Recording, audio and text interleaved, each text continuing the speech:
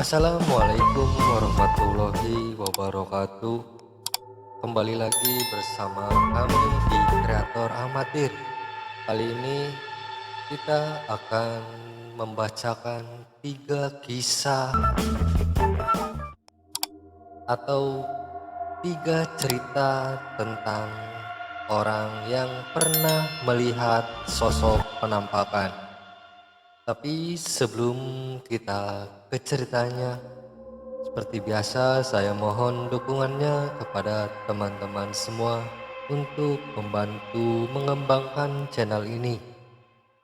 Dan tidak berlama-lama lagi, kita masuk ke kisah pertama.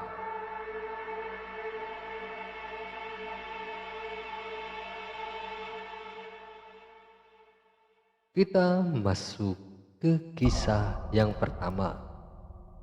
Perempatan setan, pengendara tanpa kepala. Namaku Ricky. Aku ngojek malam pakai motor metik keliling sekitar Bantul, Yogyakarta, terutama arah jalan Imogiri Timur. Ada satu tempat yang selalu aku hindari, yaitu perempatan Jatiswetan. Kenapa? Karena tempat itu sudah makan 7 nyawa dalam waktu 3 tahun terakhir. Semua tabrakan, semua meninggal di tempat. Dan semua berdekatan waktunya jam 2.33 dini hari atau jam setengah 3 pagi. Aku gak percaya hal begituan sampai aku melihatnya sendiri. Malam itu sepi, pukul 2.20 waktu Indonesia bagian Barat. Aku dapat orderan dari cewek bernama Intan. Lokasi jemputnya dekat jembatan kecil sebelum perempatan Jatiswetan. Sampai di sana tak ada siapa-siapa, hanya kabut dan suara jangkrik. "Intan!" teriakku. Tiba-tiba suara notifikasi masuk. Penumpang telah naik. Aku menoleh ke belakang, kosong. Namun motorku terasa lebih berat, seperti ada yang duduk. Kulit tengkuku merinding. Aku tetap melaju, kabut makin tebal. Saat sampai tepat di tengah perempatan, motorku mati mendadak. Brak! Ada motor tua lewat di depanku, melaju kencang, lampu padam, dan pengendaranya tanpa kepala. "Ya Allah!" teriakku. Motor itu melintas lalu menghilang ke arah barat. Aku menggigil, keringat dingin. Motorku baru bisa nyala setelah aku mundur dari garis putih perempatan. Besoknya aku cerita ke Mas Taryo, penjual angkringan langganan di dekat situ. "Kamu lihat juga ya?" tanya Mas Taryo. "Apa maksudnya, Mas?" tanyaku. "Udah banyak yang lihat motor butut lewat situ. Gak ada kepala pengendaranya, tapi suara mesinnya meraung kayak kesatanan," ujar Mas Taryo. Ia lalu bercerita, dulu ada pemuda namanya Joko, suka balapan liar. Suatu malam dia tabrakan di perempatan itu. Kepalanya copot. Mayatnya ditemukan 5 meter dari motornya. Sejak itu tiap malam Jumat Kliwon atau tanggal kematian dia, motor itu melintas sendiri. 3 malam kemudian aku dapat orderan dari akun bernama Joko 33. Lokasi jemput perempatan Jatiswetan. Pukul 2.30 atau setengah 3. Aku pikir itu cuma kebetulan, tapi saat ku angkat helmku, layar HP ku mati sendiri. Dan meskipun GPS tidak aktif, motor otomatis melaju sendiri. Tanganku menggenggam stang, tapi motor tetap jalan menuju arah perempatan itu. Saat sampai tengah perempatan, waktu menunjukkan jam 2.33 dini hari.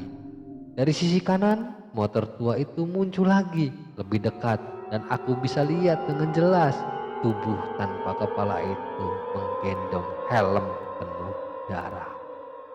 Di dadanya tertulis angka 33 dengan cat putih.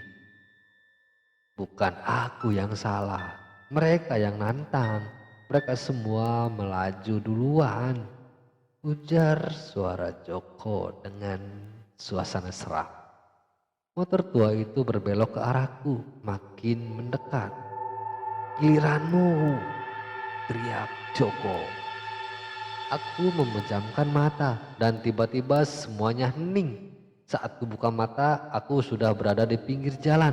Motorku terparkir rapi, tapi ada bekas roda dan jejak kaki berdarah di aspal. Kini setiap malam aku lewat jalur lain, tapi aku tahu perempatan Jet Swetan tidak pernah benar-benar kosong. Setiap tanggal 13, setiap pukul 2.33, waktu sekitar melarang siapapun berhenti di sana karena ada motor yang akan melintas tanpa suara, tanpa lampu, dan tanpa kepala.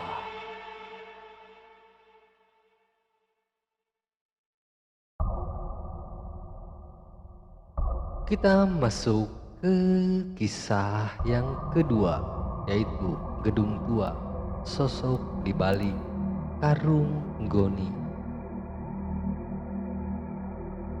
Aku Hasno, satpam malam di sebuah pabrik tekstil tua di Kabupaten Klaten yang sudah lama bangkrut sejak tahun 2006. Bangunan ini dulu besar, megah dan ramai, tapi kini tinggal dinding retak, atap bocor, dan lorong yang bau apek. Aku bukan orang penakut, tapi malam itu aku tidak hanya melihat sesuatu, aku mendengar nafasnya. Aku diterima kerja oleh Pak Sugeng, pemilik bangunan yang katanya masih menyimpan alat berat atau stok kain. Katanya sih supaya tidak dibobol maling, dia butuh penjaga malam. Yang penting jangan masuk gudang selatan, sudah kosong, bahaya, banyak ular, ujar Pak Sugeng. Aku mengangguk saja, tapi satu hal aneh, semua lampu menuju gudang selatan dimatikan selalu. Dan tiap lewat sana, aku merasa ada yang memperhatikan dari balik pintu geser besi. Suatu malam sekitar pukul 1.45, aku dengar suara gesekan dari dalam gudang selatan. Srek, srek. Aku beranikan diri menyorot senter. Pintu geser sedikit terbuka. Dalam remang-remang, aku melihat tumpukan karung goni di pojok ruangan. Tapi yang aneh, salah satu karung itu naik turun seperti sedang bernapas. Apa isinya? Ayam hidup? Tanyaku berbisik. Kurasakan udara dingin menusuk. Aku mundur pelan, tapi sebelum sempat menutup pintu, salah satu karung jatuh sendiri dan keluar dari dalamnya. Bukan kain, bukan ayam, tapi tangan manusia, pucat, penuh luka. Aku melaporkan hal itu ke Pak Sugeng besok paginya, tapi dia malah menatapku tajam. Jangan sok tahu, kamu butuh kerja kan? Jaga aja, gak usah banyak tanya, ujar Pak Sugeng. Semakin aku penasaran siapa yang berani taruh mayat di sana. Beberapa malam kemudian, aku kembali mendekat dan kali ini karung-karung itu telah tersusun membentuk lingkaran. Di tengahnya seorang perempuan duduk, rambut panjang menjuntai dan mulutnya terbuka lebar tanpa lidah, matanya menangis darah. Aku masih hidup waktu mereka ikat, ujar perempuan berbisik lirih. Aku nekat buka dokumen lama di ruang kantor. Ada catatan tua tahun 2005, laporan kehilangan buruh perempuan bernama Rinawati, usianya 22 tahun. Terakhir terlihat sedang mengangkut karung sisa kain. 2 minggu setelah itu pabrik tutup mendadak karena insiden ledakan yang katanya berasal dari konsleting listrik. Tapi aku tak temukan berita apapun di surat kabar, seolah-olah semuanya ditutupi. Ada catatan buram. Unit 3, limbah tekstil terkubur bersama satu korban. Tutup semua akses. Aku sadar, gudang selatan adalah unit 3.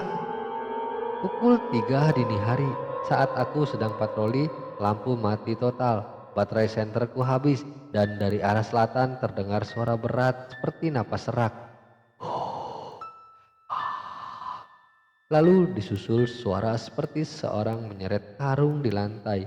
Sek, sek. Aku kabur ke pos jaga, tapi karung goni kini sudah ada di depan pintu. Aku mengunci pintu, tapi suara napas itu kini terdengar dari balik jendela. Bu Karno, aku belum mati, ujar perempuan berbisik. Besoknya aku resign. Namun 2 minggu setelah aku keluar, pabrik itu terbakar habis. Kata warga, tidak ada api yang menyala dari luar. Api muncul dari dalam gudang selatan dan meledak seperti bom. Sisa puing-puingnya kini hanya ditutupi seng dan ilalang. Tapi kalau kau lewat malam hari, kadang terdengar suara karung diseret dan bisikan lirih, masih hidup.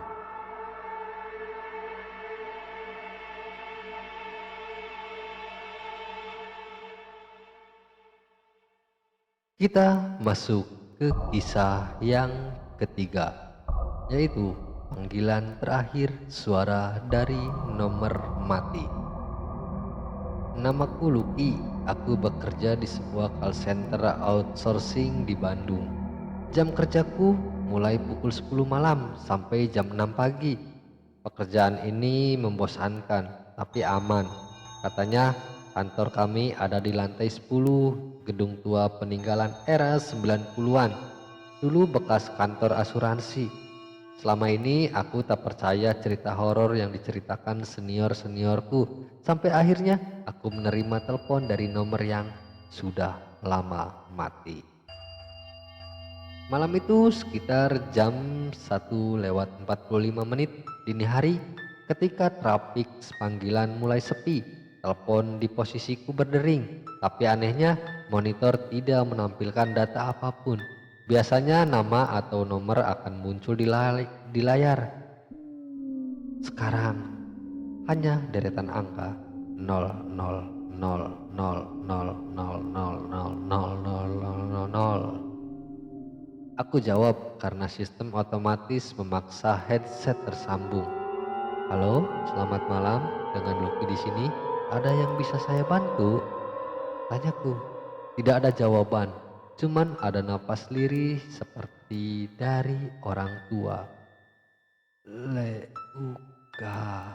Suaranya seperti serak dan penuh debu. Pagi harinya aku tanya ke tim IT. Tadi malam ada panggilan masuk dari nomor 00000000. Kok bisa ya? Tanyaku. Pak Ginanjar, teknisi senior, mendadak pucat. Kamu angkat. Itu nomor aset lama yang udah dihapus. Dulu dipakai buat ruangan 10A sebelum direnovasi. Jawab Pak Ginanjar. 10A? Bukannya itu ruangan gudang kosong? Tanyaku. Dia diam, lalu pelan-pelan berkata, ruang itu dulunya ruang kerja Mbak Mira yang gantung diri di toilet tahun 2016. Jawab Pak Ginanjar. Seminggu setelah itu, malam aku menerima telepon dari nomor sama dan setiap kali ku jawab, suara perempuan parau berbisik. Kenapa kau di mejaku? Puncaknya terjadi saat malam minggu, sekitar pukul 3 pagi. Ruangan mendadak gelap selama 7 detik. Ketika lampu kembali menyala, headsetku menyala sendiri. Suaranya kini lebih jelas, seperti menempel di telingaku. Kau duduk di kursiku. Aku refleks berdiri. Kursi yang kududuki bergeser sendiri dan headset jatuh ke lantai. Aku lari ke pantry, tapi saat melihat pantulan kaca kulkas, Ada perempuan di belakangku. Rambutnya panjang dan lehernya biru legam. Aku kembali ke gedung siang hari dan nekat masuk ruang 10A. Di balik tumpukan map tua dan berkas rusak, aku menemukan laci besi yang terkunci dengan obeng. Aku membukanya. Isinya ID card atas nama Mira Rahmadani. Surat cuti tidak disetujui. Selembar memo kecil penuh coretan. Aku hanya minta pulang cepat, tapi mereka bilang aku harus lembur, aku sendirian, aku lelah, aku sendiri. Dan selembar tisu dengan bercak darah. Seminggu setelah itu aku tidak lagi menerima telepon, tapi saat shift malam terakhirku pukul 2 dini hari, aku dengar seseorang mengetuk-ngetuk headsetku. Tok tok tok. Aku diam. Tiba-tiba muncul notifikasi incoming call room 10A internal line. Padahal semua internal line 10A sudah dihapus dari server. Dengan tangan gemetar aku jawab panggilan itu. Terima kasih sudah mendengarkan aku. Sekarang kursiku kembalikan padamu. Lalu headset meledak kecil dan berasap. Pagi harinya aku mengundurkan diri, tapi teman-teman si malam bilang kadang di ruanganku yang lama headset menyala sendiri jam 1.45 dan suara perempuan berbisik, "Tolong dengarkan aku." Dan untuk part sekarang terakhir, terima kasih untuk teman-teman semua yang sudah mendengarkan cerita ini. Seperti biasa, saya mohon dukungannya kepada teman-teman semua untuk membantu mengembangkan channel ini. Sekali lagi saya ucapkan banyak-banyak terima kasih. Wabillahi taufiq wal hidayah. Wassalamualaikum warahmatullahi wabarakatuh.